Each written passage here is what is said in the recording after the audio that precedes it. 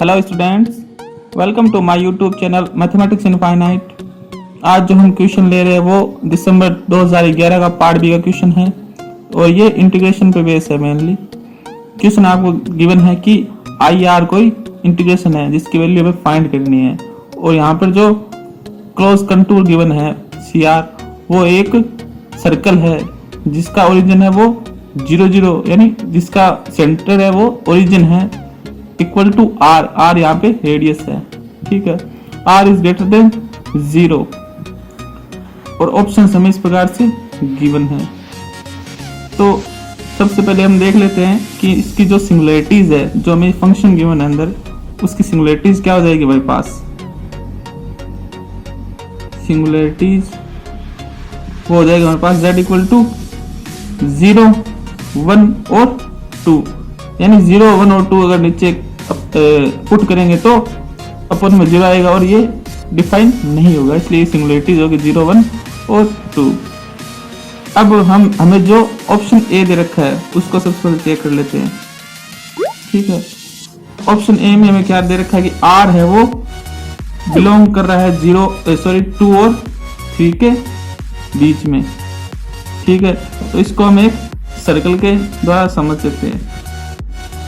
तो आप देख सकते हैं जो R है वो जब किसके बीच में 2 और 3 के बीच में, तो ये जो एरिया आ रहा है यानी यहाँ से यहाँ तक का ये एरिया कवर हो रहा है, यानी इसके बीच में R कहीं आ रहा है।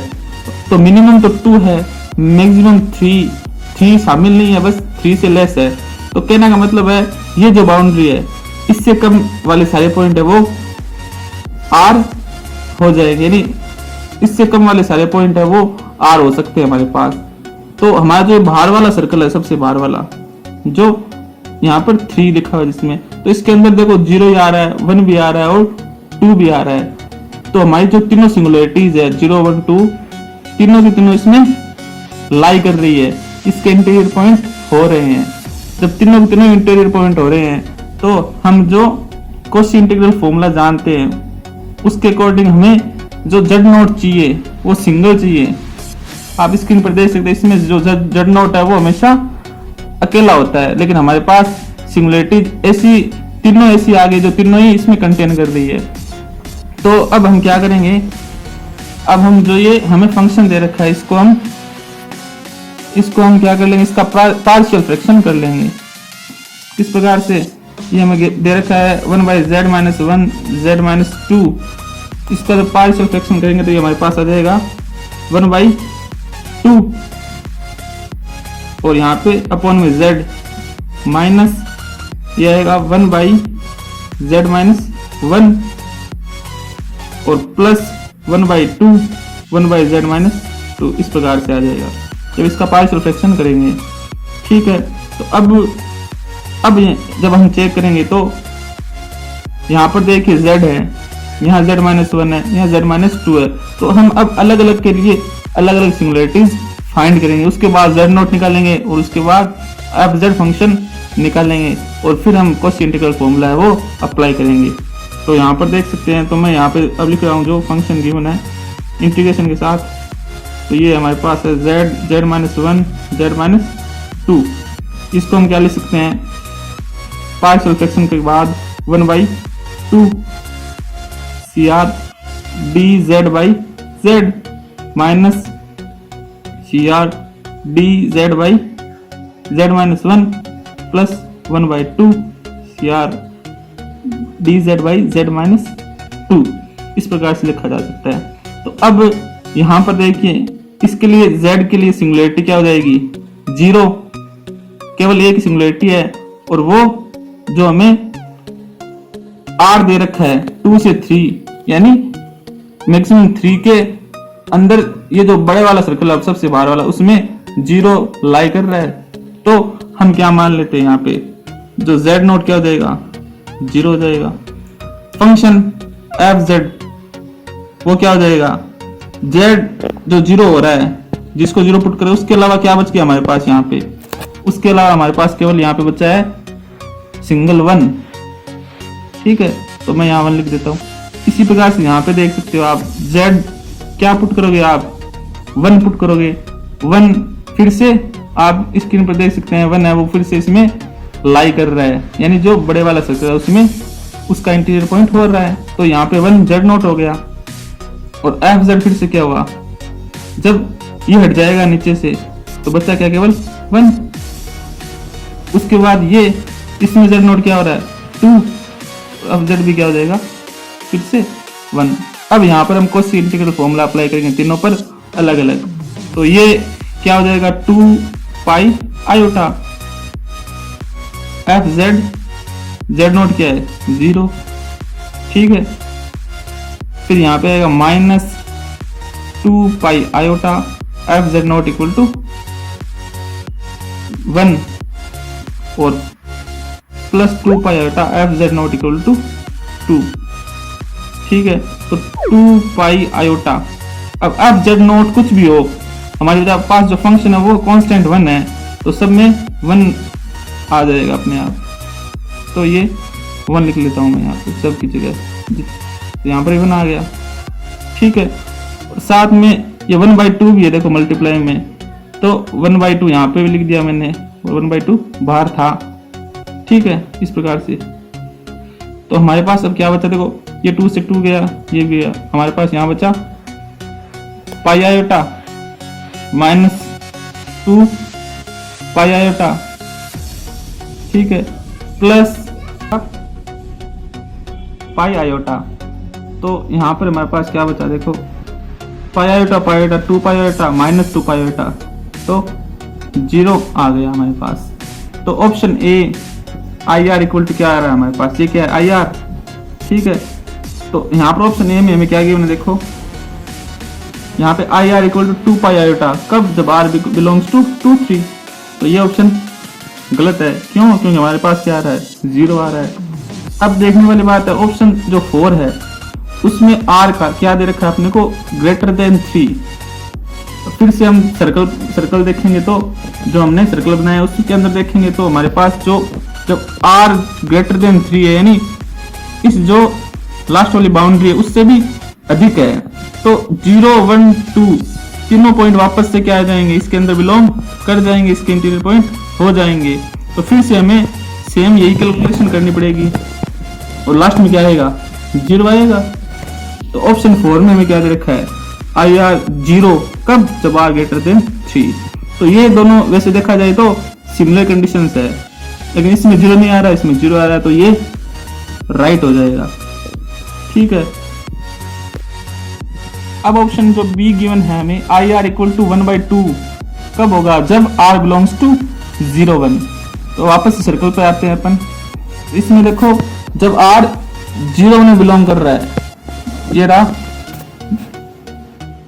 0 1, ये रहा 0, ये रहा 1, ठीक है। तो 1 यहाँ पे है, यानी ये वाला सर्कल है, ठीक है, ये वाला सर्कल है। मैक्सिमम 1 वैल्यू हो सकती है R की, ठीक, लेकिन 1 नहीं हो सकती, तो R से लेस।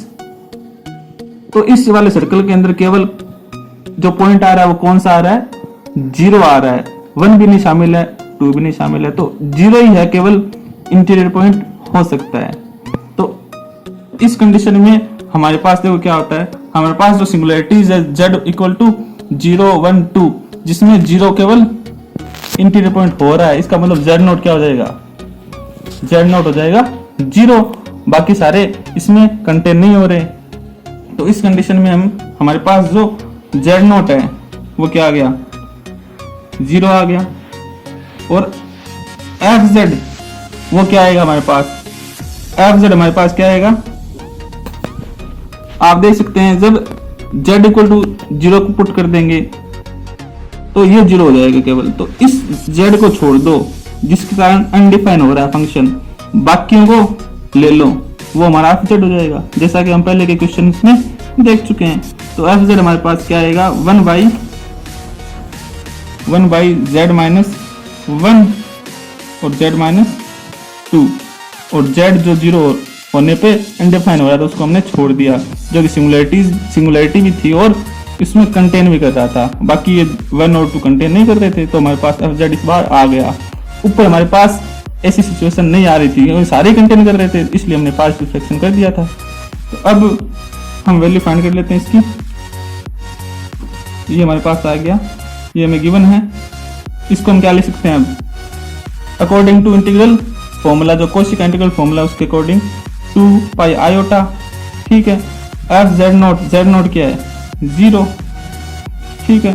तो 2 पाई आयोटा मल्टीप्लाई जो फंक्शन है उसमें जेड नॉट या जेड इक्वल टू क्या करना है 0 करना है, तो 1 बाई ये हुआ -1 और -2, तो 2 माइनस माइनस प्लस 2 से 2 कैंसिल, पाई आयोटा हमारे पास आंसर आ गया।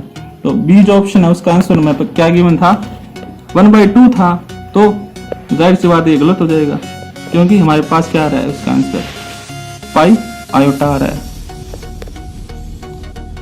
ऑप्शन जो सी अपने को गिवन है I R equal to -2 pi iota if R belongs to 1 2। तो जब आर 1 2 में बिलोंग कर रहा है यानी मैक्सिमम 2 है वो रेडियस हो सकती है, लेकिन 2 नहीं हो सकती, 2 तक जा सकती है। तो ये सर्कल आ रहा है हमारे पास, ठीक है, ये वाला सर्कल। तो इसके अंदर कौन कौन से पॉइंट आ रहे हैं 0 1, केवल 2 ही पॉइंट आ रहे हैं। तो फिर से हमारे पास कौन सी कंडीशन आ गई, जो फर्स्ट कंडीशन थी हमारे पास, जिसमें हमारे पास जेड नॉट हम नहीं फाइंड कर पा रहे थे क्योंकि हमारे पास जेड नॉट तीनों ही थे, क्योंकि तीनों इंटीरियर पॉइंट हो रहे थे। इस बार क्या है 2 इंटीरियर पॉइंट हो रहे हैं जो सिंगुलरिटी 0 1 2 में है। तो फिर से हमें इसका पार्शियल फ्रैक्शन ही करना पड़ेगा। तो मैं सीधा लिख ले रहा हूँ यहीं से ही पार्शियल फ्रैक्शन। तो मैंने इसको सीधे ही पार्शियल फ्रैक्शन इनका कर लिया है। तो यहाँ पर फिर से वही है, जेड नॉट क्या हो जाएगा, यहाँ पे 0 हो जाएगा, यहाँ पे जेड नॉट क्या होगा 1 होगा, यहाँ पे जेड नॉट 2 होगा, यहाँ पे एफ जेड क्या हो जाएगा 1, यहाँ पर भी एफ जेड 1। अब यहाँ पर देखने वाली बात है कि यहाँ पर जो हमें कंडीशन दे रही है आर बिलोंग्स टू 1 2, तो जो सर्कल के अंदर कौन कौन से पॉइंट आ रहे हैं 0 और 1 आ रहे हैं, 2 सर्कल के बाहर आ रहा है। तो हम जानते हैं कि अगर इंटीरियर पॉइंट नहीं है तो उसका जो सीधा इंटीग्रेशन क्या हो जाता है 0 हो जाता है। तो इसका इंटीग्रेशन सीधा ही 0 हो जाएगा, ठीक है। तो इसको आगे सॉल्व करने की जरूरत नहीं है, 0 हो गया। इनको हम वापस सॉल्व कर लेते हैं। तो हमारे पास ये आएगा 1/2 और कॉस्ट इंटीग्रल फॉर्मूला से 2 pi iota into F Z क्या है ऑलवेज 1, चाहे जेड नॉट कुछ भी हो, तो मैं सीधा 1 लिख ले रहा हूँ, माइनस यहाँ पे आ गया 2 pi iota F Z always 1 और प्लस ये 0 हो ही गया। तो अब यहाँ पे हमारे पास आया पाई आयोटा -2 पाई आयोटा, तो ये हुआ माइनस पाई आयोटा। लेकिन हमारे पास जो सी ऑप्शन है उसमें हमारे पास है -2 पाई आयोटा, जो कि गलत जाएगा क्योंकि हमारे पास -पाई आयोटा आ रहा है वो, जो कि एकदम करेक्ट था। तो पार्ट बी का क्वेश्चन था, ऑप्शन डी ही करेक्ट हो जाएगा इस प्रकार से। तो ये क्वेश्चन था 2011 का और बहुत ही अच्छा क्वेश्चन है। अगर आपको ये सॉल्यूशन पसंद आया है तो जल्दी से जल्दी लाइक कर दीजिए, सब्सक्राइब कर दीजिए, और अगर आपको कोई चीज़ अभी भी समझ में नहीं आए तो आप कमेंट कर सकते हैं। Thanks for watching.